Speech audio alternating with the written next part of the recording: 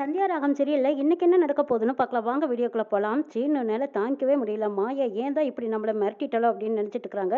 அந்த நேரம் பார்த்து மாயா பஞ்சாயத்துல பேசுனது எல்லாம் நினைச்சு பார்க்கறாங்க. எங்க அப்பா சொன்னது எதுவுமே உண்மை இல்லைன்னு சொல்லிடுறாங்க. சீனு கிட்டயும் நீ ஏதாவது சொன்ன மறுபடியும் என்னைய நீ பார்க்கவே முடியாது. இதுதான் நம்ம ரெண்டு பேர்த்தோட கடைசி சந்திப்பா இருக்குன்னு மாயா சொல்லிடுறாங்க. எதை கேட்ட சீனுவும் மாயா சொன்னபடி பஞ்சாயத்துல நானும் மாயாவும் காதலிக்கவே இல்லை, கல்யாணம் பண்ணிக்கிற முடிவு எங்களுக்கு இல்லை அப்படின்னு வேற சொல்லிடுறாங்க. மாயா சீனு ரெண்டு பேரும் பஞ்சாயத்துல ஒரே முடிவா சொன்னதை கேட்டுட்டு வந்த மணிவண்ணன் சீனு கிட்ட சரியான கோவப்படுறாங்க. ஏண்டா சீனு எதுக்குடா இப்ப ஃபீல் பண்ணிட்டு இருக்கிற? வருத்தப்படுறதுக்கு ஒண்ணுமே கிடையாது. உன்கிட்ட நான் எவ்வளவு தூரம் பஞ்சாயத்துக்கு போகும்போது சொல்லி அனுப்புனேன். பஞ்சாயத்துல மட்டும் நீ உண்மையை சொல்லியிருந்தா உன்னோட வாழ்க்கையே மாறி இருக்குமேடா. மாயாவோட வாழ்க்கையும் சேர்த்து மாறி இருந்திருக்கும். எல்லாமே இப்படி சேர்த்துட்டியாடா. அப்பா என்ன மன்னிச்சிருங்க, என்னால சொல்ல முடியலைங்கிறாங்க சீனு. என்னடா உன்னோட சூழ்நிலை? ஏண்டா காதலிச்ச பொண்ணுக்காக நீ கூட நின்று இருக்கணும்டா. அதுதான்டா சரியான ஆம்பளைக்கு அழகு. நீயாச்சும் உன் வாழ்க்கையை சரியான முடிவெடுத்து நல்ல வாழ்க்கை வாழ்வேன்னு நினைச்சேனடா. ஆனா நீயும் என்ன மாதிரியே உன் வாழ்க்கையை சேர்த்துக்கிட்டியாடா. வெளியில மற்றவங்களுக்காக சிரிச்சுக்கிட்டு எல்லா ஆசைகளையும் மனசு போட்டு புதைச்சிக்கிட்டு இப்படி வாழும்படி ஆயிப்போச்சாடா. உண்மையெல்லாம் சொல்லாம விட்டது எவ்வளவு பெரிய தப்பு தெரியுமா அப்படின்னு மணிவண்ணன் சீனுவை திட்டுறாங்க. அப்பா என்னோட ஆசையை விட மாமாவோட கௌரவம் தான் எனக்கு முக்கியம்னு தோணுச்சுங்கிறாங்க சீனு. அதுக்காக உன்னோட ஆசையும் வாழ்க்கையும் தொலைச்சிக்கிட்டியாடான்னு கேட்குறாங்க மணிவண்ணன். என்னோட ஆசைகள் எல்லாம் ஒரு நாள் நிறைவேறுன்னு நான் நினைக்கிறேங்கிறாங்க சீனு. என்னடா பைத்தியக்கார மாதிரி நினைக்கிற? என்னடே மாயாவோட எப்படிடா நீ வாழ்வேங்கிற? ஆமாப்பா, மாயாவோட நான் சந்தோஷமா வாழணும்னு நீங்க நினைக்கிறீங்க. ஆனா மாயாவோட எல்லாத்தோட சம்மதத்தோடவும் நான் சந்தோஷமா வாழணும்னு நினைக்கிறேங்கிறாங்க சீனு. டேய் சாருவோட உனக்கு கல்யாணத்துக்கு வாக்கு கொடுத்ததே பெரிய மச்சான் தான். அப்படி இருக்கும்போது மாயாவோட சந்தோஷமா வாழணும்னு நினைக்கிறது எப்படிடா? அவர் வாக்கு கொடுத்தா மாற மாட்டாருன்னு ஊருக்கே தெரியும், உனக்கேண்ட தெரியாம போச்சு? அப்ப எனக்கும் தெரியும், ஏதாவது ஒரு அதிசயம் நடந்து கண்டிப்பா மாயாவோட என்ன சேர்த்து வைப்பாங்கன்னு எனக்கு ஒரு நம்பிக்கை இருக்குங்கிறாங்க சீனு. அட போடா முட்டாள், காதலிச்ச பொண்ணுக்காக போராடாம ஏதோ அதிசயம் நடக்குன்னு எதிர்பார்த்துட்டு இருக்கிறீங்க, நீ ஒரு முட்டாள் தானே அப்படின்னு மணிவண்ணன் திட்டிட்டு இருக்கும்போது அங்க பத்மா வர்றாங்க. சீனு நீ இங்கதான் இருக்கியா? உன வீடு முழுக்க தேடிட்டு இருக்க, உனக்கு சுத்தி போடணும்டா. சுத்தி போடுறாங்க பத்மா. இவனுக்கு எதுக்கு இப்ப திஷ்டி அப்படின்னு கேக்குறாங்க. என்ன பஞ்சாயத்துல எல்லாரும் முன்னாடியும் என் பையன் அந்த மாயாவை காதலிக்கலன்னு எல்லாரும் மூஞ்சிலையும் கரிய பூசினானல, இதே திஷ்டி அல்லவா அப்படிங்கிறாங்க. ஆமா, உன் பிள்ளைய பத்தி என்ன தெரியுங்கிறாங்க. ஏன் தெரியாது? என் பிள்ளைய பத்தி எல்லாரும் தெரிஞ்சுக்கிட்டாங்கல்ல. ஆமா, நீங்க என்ன இப்படி பேசிட்டு இருக்கிறீங்க? அப்போ மாயாவை என் பிள்ளைக்கு கல்யாணம் பண்ணி வச்சு மாயா கூட நீங்களும் போய் ஃபாரின்ல செட்டில் ஆகலான்னு ஆசைப்பட்டுட்டு தான் இப்படி பேசுறீங்களான்னு கேக்குறாங்க பத்மா. ஒரு ஆசை உங்களுக்கு இருந்துச்சுன்னா அதை குழி தோண்டி புதைச்சிருங்க, அதெல்லாம் நடக்கவே நடக்காதுங்கிறாங்க பத்மா. நீங்க இப்படியே அமெரிக்காக்காரிக்கு சப்போர்ட் பண்ணனீங்க, ஊருக்கு முன்னாடி உங்க மூஞ்சில என் பையன் கரிய பூசிடுவான், பார்த்து நடந்துக்கோங்கிறாங்க பத்மா. ஏய் அப்படின்னு மணிவண்ணனுக்கு சரியான கோவமா ஆத்திரம் வருது. ஒழுங்கு மரியாதை இங்க இருந்து போயிடு, இல்லைன்னா என்னோட ஆத்திரத்துக்கு உனக்கு கொன்னே போட்டுருப்போம் போங்கிறாங்க. வருவீங்கல்ல, வாங்க அப்புறம் பேசிக்கிறேன்ட்டு போறாங்க. டேய் இதுக்கப்புறமும் உன்னால வருத்தப்பட மட்டும்தான் முடியும், உன்னால ஒன்றும் பண்ண முடியாது, என்னமோ பண்ணு அப்படின்னு சொல்லிட்டு மணிவண்ணன் அங்கிருந்து போயிடுறாங்க. வீட்டுல யாருமே எதிர்பார்க்கல. ரகுராம் சந்தியாவோட போட்டோவை கொண்டு வர்றாங்க. ஹாலில் எல்லாரும் முன்னாடியும் எல்லாரும் பார்க்குற மாதிரி போட்டோவை மாட்டுறாங்க. எல்லாத்தோட கண்கள்லையும் ஆச்சரியம், மாயா கண்ணில் மட்டும் கண்ணீரா வழியுது. ஜானகிக்கும் எதுவுமே தெரியாத ஒரு குழப்பத்தோட அவங்களும் அழுகுறாங்க. சந்தியா போட்டோ மாட்டி அதுக்கு மாலையெல்லாம் போட்டிருக்காங்க. 21 வருஷத்துக்கு முன்னாடி நம்மளை எல்லாத்தையும் தூக்கி போட்டுட்டு போன சந்தியா இப்ப மறுபடியும் நம்ம வீட்டுக்குள்ள போட்டோவில் வந்திருக்கான்னா அதுக்கு காரணமே மாயா தான். பஞ்சாயத்துல நம்ம குடும்ப மான மரியாதையும் கௌரவத்தையும் காப்பாத்திருக்கா மாயா. பஞ்சாயத்துல நிறைய தடவை நம்ம குடும்ப மானம் கௌரவம் இது எல்லாமே மாயா தான் வந்து சில இடத்துல காப்பாத்திருக்கா. 21 வருஷமா இந்த சந்தியாவை பத்தி யாருமே இந்த குடும்பத்துல பேசினதும் இல்ல, அவளை பத்தி நினைச்சதும் இல்ல. அதுக்கு காரணமே அவ இந்த குடும்பத்துக்கு பண்ணின துரோகம் தான். ஆனா அதுக்காக யாரும் அவளை மன்னிச்சிடல. ஆனா அன்னைக்கு சந்தியா பண்ணின துரோகத்தை இன்னைக்கு வரைக்கும் மன்னிக்க முடியலதான். இருந்தாலும் மாயாவுக்காக நான் மன்னிக்கிறேங்கிறாங்க ரகுராம்.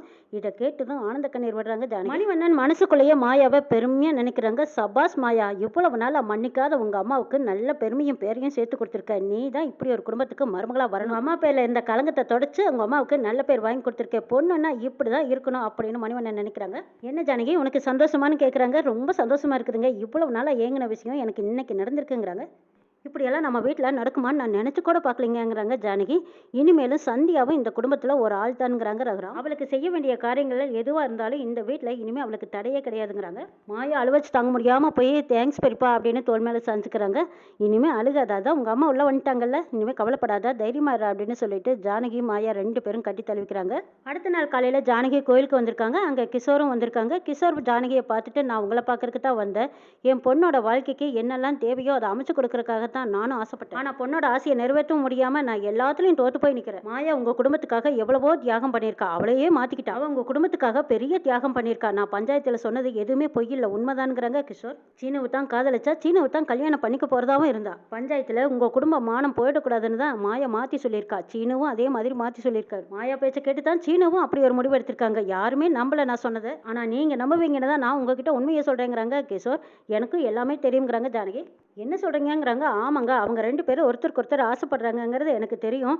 ஆனா இவங்க ரெண்டு பேர்த்தோட ஆசையை நான் எப்படி குடும்பத்துல சொல்லி புரிய வைப்பேன்னு தான் நான் புரியாம இருந்தேன். மாயா பக்கம் நிற்கிறதா இல்லை குடும்பத்தோட கௌரவத்தை காப்பாத்துறதான்னு குடும்ப பக்கமாக மாயா பக்கமாக நிற்கிறதான்னு எனக்கு புரியாமல் ஒரு குழப்பத்தோடவே நின்றுட்டு இருந்தேன். ஆனால் மாயா தெளிவான ஒரு முடிவெடுத்து குடும்ப கௌரவம் தான் முக்கியம்னு எல்லாத்துக்கும் புரிய வச்சுட்டா. குடும்ப கௌரவத்தையும் காப்பாற்றிட்டா. மாயா தெளிவாக வரல ஒன்றும் இந்த முடிவு எடுக்கல. மனசில் வலியும் வேதனையோட தான் இப்படி ஒரு முடிவு எடுத்திருக்கா. ஏதோ குடும்ப கௌரவத்துக்காகவும் மானத்துக்காகவும் ரகுராமுக்காகவும் தான் வெளியில் சிரிச்சுக்கிட்டு மனசுக்குள்ள வேதனையை அனுபவிச்சுக்கிட்டு நடிச்சிட்டு இருக்கிறாங்கிறாங்க. ஒரு அப்பாவா அவளுக்கு என்னெல்லாம் செய்யணும்னு ஆசைப்பட்டனோ அதையெல்லாம் செய்ய நான் தயாராக இருந்தேன். ஆனால் அவள் உங்களுக்காக எல்லாம் வேண்டான்னு சொல்லி என்ன ஒதுக்கிட்டா. அதை நினைக்கும் போது எனக்கு ரொம்ப கஷ்டமா இருக்குங்கிறாங்க கிஷோர். இப்போ மாயா முழுமையா நம்புறதே உங்களை மட்டும்தான். ஆமா, நீங்க உங்க தங்கச்சிக்கு செஞ்சு கொடுத்த சத்தியம் உங்களுக்கு ஞாபகம் இருக்கு. மாயாவுக்கு நல்ல வாழ்க்கையை அமைச்சு கொடுக்க வேண்டிய பொறுப்பை அவ உங்ககிட்ட தான் ஒப்படைச்சிருக்கா. அந்த கடமை உங்களுக்கு இருக்கு, நீங்க அதை மறந்துடாதீங்கன்னு சொல்றாங்க கிஷோர். சந்தியா உங்ககிட்ட எந்த நம்பிக்கையில விட்டுட்டு போனாலோ அதே நம்பிக்கையில தான் இப்போ மாயாவை நான் உங்ககிட்ட விட்டுட்டு போறேன். நான் ஊருக்கு போறேன், திரும்ப வருவேனான்னு எனக்கு தெரியாது. ஆனா உங்ககிட்ட ஒரே ஒரு விஷயத்தை மட்டும் நான் சொல்லிட்டு போறேன். சீனுவை தான் வாழ்க்கையில விரும்பினா, சீனு அவ வாழ்க்கையில கிடைக்கலனா அவ நிச்சயமா சந்தோஷமாவே இருக்க மாட்டான். ஒண்ணுமே நடக்காத மாதிரியும் சீனுக்கு அவளுக்கு எந்த சம்மந்தம் இல்லாத மாதிரியும் இதெல்லாம் நடந்துக்கிறதுக்கு காரணம் உங்களால தான். உங்க மனசு